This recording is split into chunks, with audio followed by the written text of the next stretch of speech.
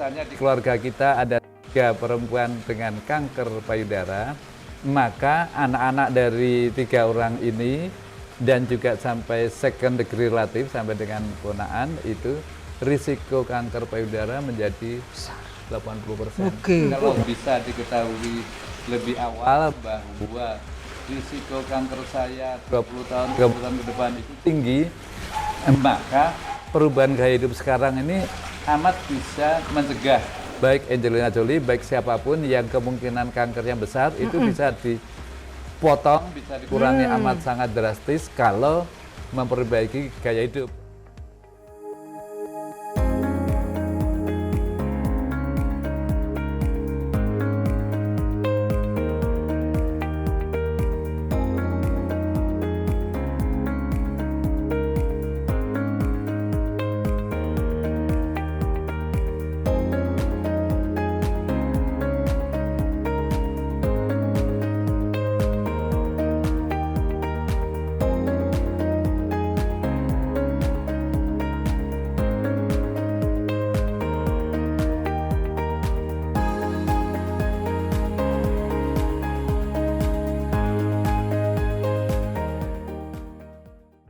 Halo, sahabat sehat Dayan. Halaman demi halaman sedang saya lihat. Tahu nggak apa? Karena saya baru mengikuti program yang diselenggarakan oleh Dayan untuk mengecek sebuah metode baru, inovasi baru, melihat analisa pada sel kita menggunakan teknik yang memonitor listrikan. Jadi bukan melihat dari kimianya atau jaringannya, bukan. Kali ini caranya beda. Dan hasilnya unik ya. Ternyata saya masuk kategori yang high risk. Wah, high risk. Artinya saya punya resiko jika di masa-masa mendatang nanti sepanjang perjalanan saya tidak mau peduli dengan memperhatikan gaya hidup saya, kebiasaan saya untuk pola tidur yang kualitasnya agak suka keganggu. Juga bahwa saya kadang-kadang kalau makan tuh ya, makannya pilihan-pilihannya kurang pas sehingga mengganggu pencernaan saya. Pada pengecekan yang dilakukan di program ini ditemukan saya memang berisiko pada area pencernaan. Tapi ini kan katanya judulnya resiko. Berarti saya nggak sakit, tapi ada resiko. Apa bedanya ya? Nantikan kita akan bincang bersama Profesor Dr. Zubairi Jurban, sahabat kita untuk sehat.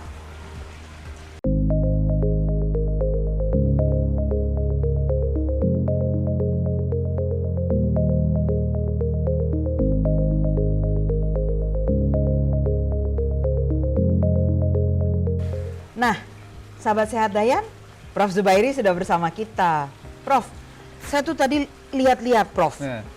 Aku kan ikut-ikutan, periksa-periksaan. Tahu-tahu saya dibilangnya high risk. High risk. Okay. Aku nggak sakit kan Prof, high risk. Nah, high risk, risiko tinggi. Apa itu artinya? Mbak Ana dibanding teman-teman sebaya itu berisiko lebih tinggi untuk suatu penyakit. Nah, tetapi catatannya ada bahwa risiko itu bisa dihilangkan, bisa diminimalkan, bisa dikontrol. Jadi don't worry. Berarti kalau kata resiko lebih mudah dikelola daripada sakit. Oh iya, jadi dulu orang mengobati kalau sudah sakit. Ada orang hipertensi, diobatinya sesudah sakit kepala, sesudah mengganggu jantung, penyakit jantung koroner. Sekarang tidak lagi. Diobati di awal. Jadi orang darah tinggi begitu mulai naik diobati. Bahkan sekarang lebih awal lagi, jangan sampai darah tinggi, karena kalau Nah. darah tinggi Anda risiko tinggi untuk stroke, untuk jantung, untuk ginjal. Karena itu mengobatinya lebih awal, pas mulai darah tinggi obati, kemudian lebih awal lagi gaya hidup diatur supaya tidak terjadi tekanan darah tinggi. Nah, untuk diketahui tekanan darah tinggi itu di Amerika angkanya tinggi banget loh. Banyak Yang yang di atas 18 tahun Ya? itu yang darah tinggi 48%. Wow. Separuh penduduk Amerika yang usia di atas 18 tahun itu pada hipertensi. Iya. Sesudah itu menjadi masalah lagi karena yang hipertensi tidak merasa darah tinggi. Ah, tuh dokter aja, tuh kemarin aku normal. Iya, tadinya normal. Tinggi diobati. Nah, itu motivasi untuk berobat darah tinggi juga tidak besar. Ya. Itu di negara maju, jadi Ya. yang terkontrol, yang diobati hanya Dari yang 40 tadi Dari 40%. baru 30 ya. benar.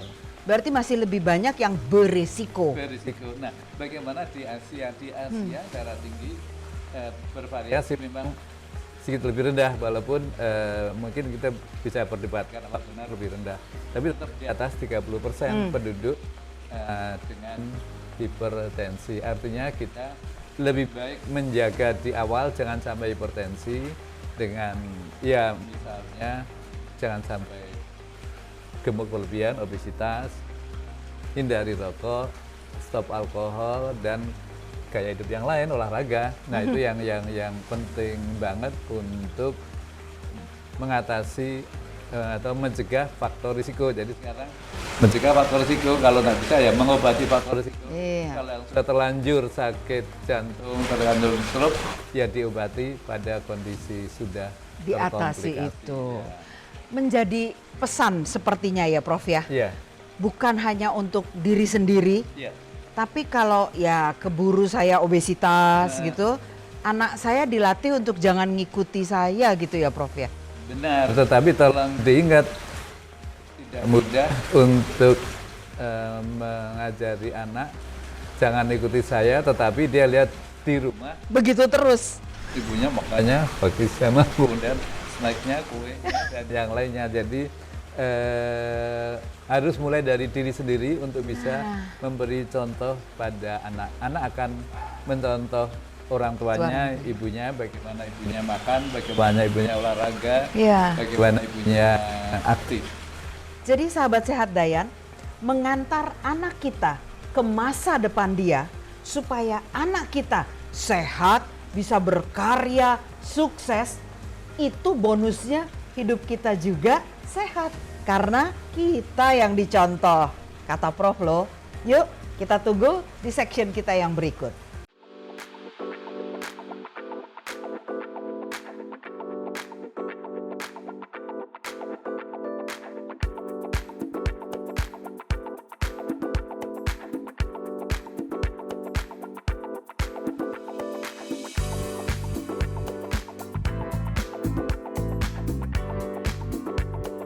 Sahabat sehat Dayan, akhir-akhir ini bukan hanya tadi hipertensi ya Prof Iya. ya. Kita banyak dengar karena kita ada di bulan kanker internasional malah. Benar. Ya, bahwa kanker itu juga nggak usah keburu sampai kita sakit Benar. stage 2, 3, 4 gitu ya. Kalau kita bisa datang lebih dini, buat dokter-dokter itu lebih happy ya.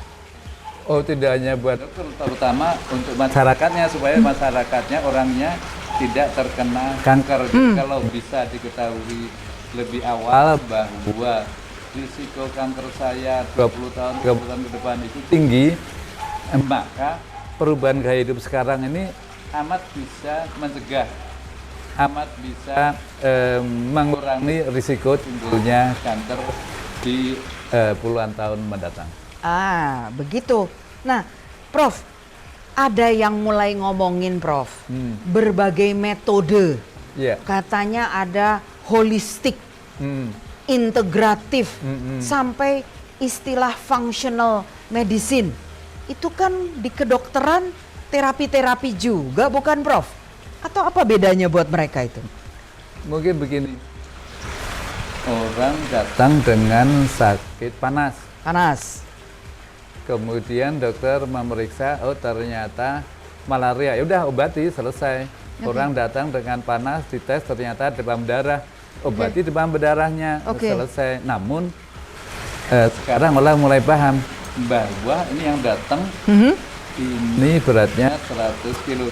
Jangan kira bahwa 100 kilo itu sekarang jarang, banyak, cukup banyak. Oh. Adik kita, anak kita yang berat badannya 100 kilo lebih. Nah, Oke. ini begitu dia demam berdarah, Ya. maka ini tata laksananya beda dengan yang beratnya lebih, beratnya katakanlah 60, 70, atau 50 Oke. kilo. Iya, karena yang 100 kilo ini menjadi berisiko tinggi untuk terjadi komplikasi. Oh. Artinya kita sekarang masuk ke dalam istilahnya tailor made atau istilah yang baru sekarang functional medicine. Bagaimana kita mengobati pasien secara individu yang Oke. sekali beda dari pasien ke pasien walaupun sakitnya sama.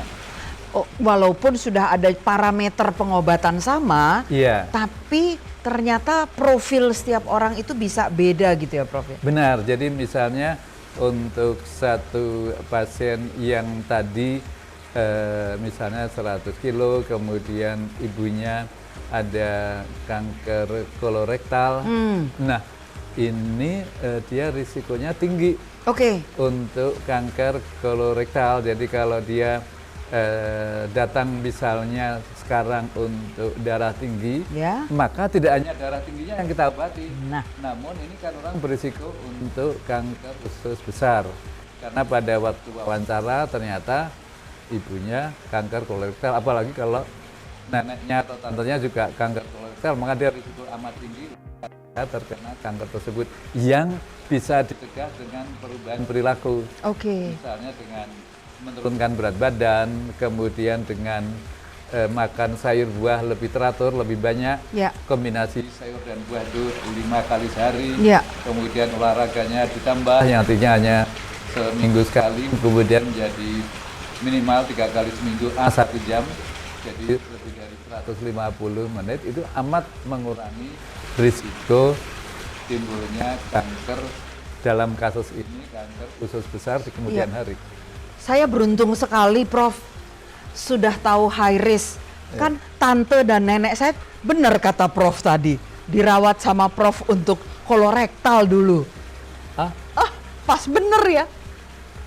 nah, di situ selain tadi perubahan gaya hidup yang juga screening. Yes. Jadi kalau untuk orang lain 40 tahun lebih itu perlu misalnya screening untuk kanker kolorektal, termasuk juga untuk endoskopi, kolonoskopi, maka yang kedua saudara atau orang tua first degree sama second degree relatif ini kanker kolorektal, Ya. maka lebih dianjurkan lebih dini. Dini. Dan berkala periksanya. Yes. Sahabat Sehat Dayan, Prof udah sebut tadi tuh pakai ada kolonoskopi, endoskopi ya. Jika ada belum punya waktu, kan baru screening, belum sakit, Iya. maka bisa aja ikut gaya saya dulu, single simple sample, baru ngambil dari darah aja. Nanti ikuti cerita berikutnya, karena kita masih ada section berikut bersama Prof Zubairi Jurban.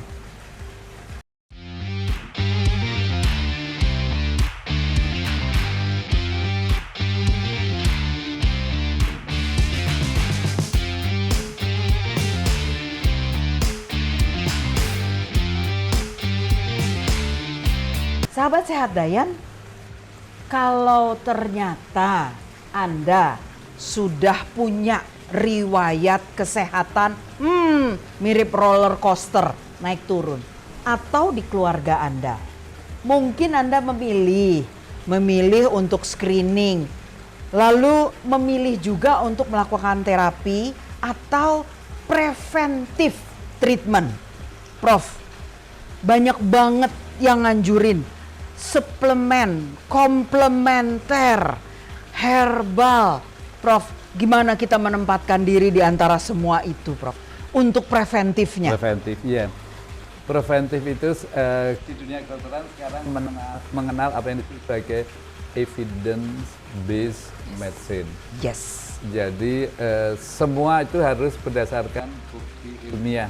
Bukti ilmiah itu artinya ada penelitian dengan jumlah sampel yang banyak, yang cukup, kemudian desain penelitiannya bagus, kemudian setelah itu diterbitkan di majalah internasional yang peer review, artinya sebelum masuk diterbitkan harus juga dinilai oleh para ahli yang lain. Nah, evidence based medicine ini yang berdasarkan hasil penelitian yang telah diterbitkan di majalah internasional yang impact factor-nya tinggi, maka ini baru bisa kemudian dimanfaatkan untuk menasihati pasien. Jadi misalnya tadi apakah, atau yang sederhana saja deh, evidence based medicine yang mungkin kopi, apa benar sih kopi ya, prolongs life, ternyata penelitiannya banyak banget, puluhan ribu orang diperiksanya di Inggris, di Australia, di Amerika, hasil penelitian sudah dipublikasi, itu membuktikan bahwa kopi prolongs life. Tapi aku minum kopinya pakai gula. Nah, kalau pakai gula 1 sendok teh dalam segelas itu still prolongs life dibandingkan dengan yang tidak minum kopi. Kalau pakai susu juga lebih baik, namun terbaik adalah tanpa gula, tanpa susu, tapi kemudian dengan gula pun masih lebih baik dari bukan peminum susu. Dengan susu juga masih lebih baik dibandingkan yang tidak pernah minum kopi sama sekali.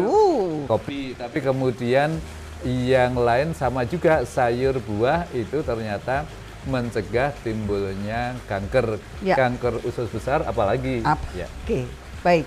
Nah, kalau begitu kita tahu, sahabat sehat Dayan, menarik dong. Indonesia produsen kopi loh. Kita belum bicara begitu banyaknya tumbuh-tumbuhan, tanaman obat ya Prof ya. Iya. Kita punya banyak dan sudah banyak yang juga diteliti oleh para ahli kita. Iya, jadi menurut penelitian nih. Nah, kalau misalnya kan disebutkan di Indonesia ada jahe, kita banyak. Kemudian di sayur, kemudian ada kenikir, bagaimana? Nah, sepanjang yang saya pelajari, misalnya kalau jahe itu penelitiannya sudah banyak banget. Namun yang tadi kan evidence based medicine itu berdasarkan uji klinik tahap 1, tahap 2, tahap 3, kemudian post marketing surveillance. Nah, itu khusus untuk jahe, kenikir maupun kunyit. Itu belum begitu kuat. Belum begitu kuat bukti ilmiahnya, namun sudah jelas bahwa zat aktifnya apa sudah diketahui, kemudian bahwa ada kemungkinan untuk pengobatan itu sudah dipahami, cuman uji klinik pada skala besar dengan desain yang bagus, dengan diterbitkan di majalah dengan high impact itu masih sedikit. Saya belum. Itu dia. Jadi yang pasti kita harus evidence base untuk mengamankan kita semua ya Prof ya. Namun kalau bukan evidence base sudah dicapai, setidaknya kita jangan memilih barang yang aneh ya Prof ya. Iya, tadi barang alam aja. Tadi evidence based medicine yang belum itu untuk pengobatan. Namun bahwa sayur buah apa itu kenikir, sayur apapun, buah apapun, kombinasi itu akan mencegah kita lebih mudah karena biasa makan sayur, makan buah, apalagi dengan olahraga, mencegah kita kena stroke, mencegah kita kena serangan jantung, mencegah kanker, itu bukti ilmiahnya sudah kuat. Ada.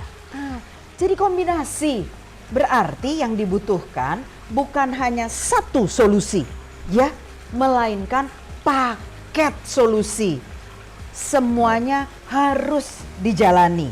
Dan sahabat sehat Dayan, ada satu hal lagi yang menarik. Kondisinya sama, kebiasaannya sama, sahabat baik nih Prof.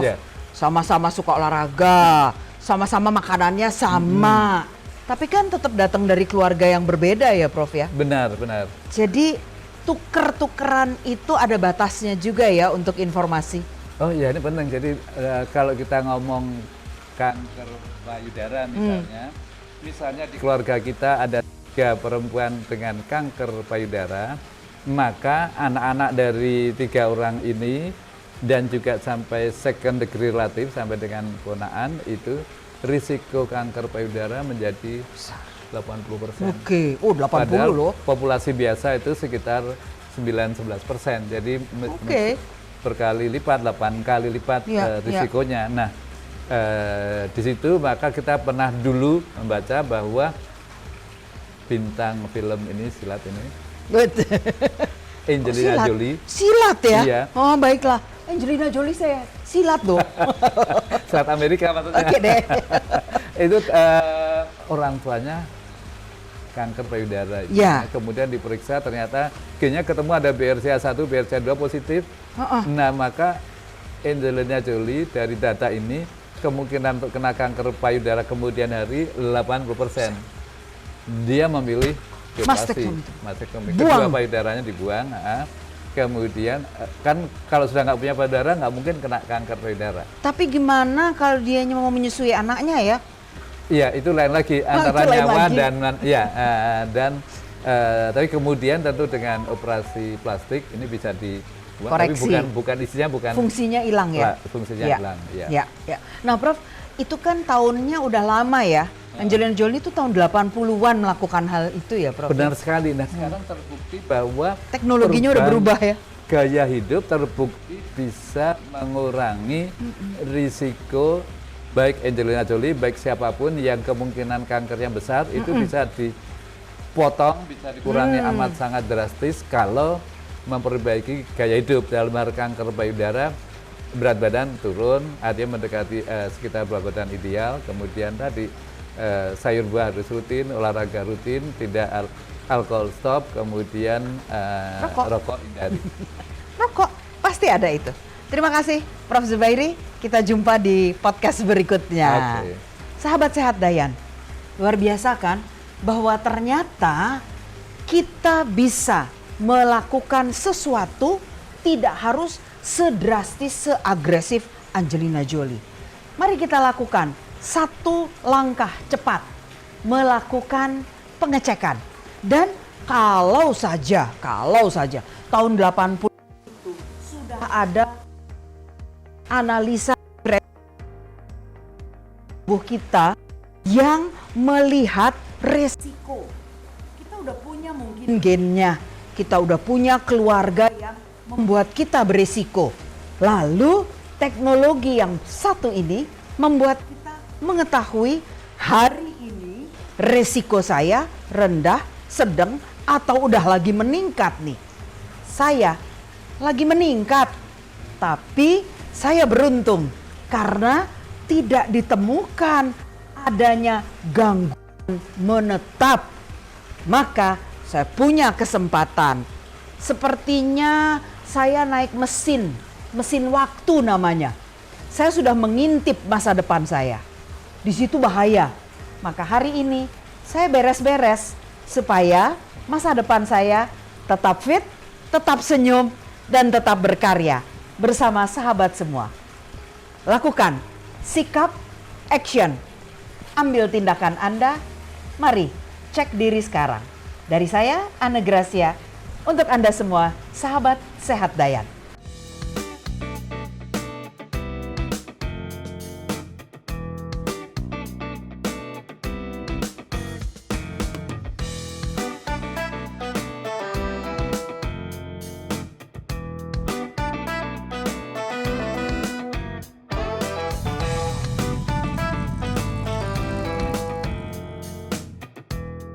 Sahabat Sehat Dayan, tadi sempat saya sebut bahwa saya sedang melihat-lihat hasil.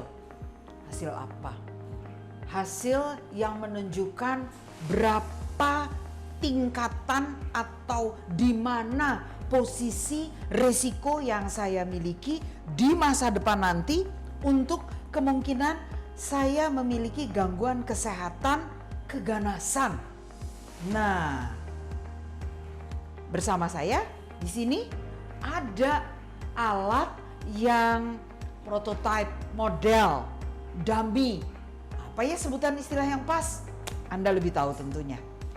Seperti inilah yang nanti akan hadir di Indonesia bersama-sama dengan banyak tenaga ahli yang mempelajarinya dan kemudian tersedia di banyak lokasi fasilitas-fasilitas kesehatan.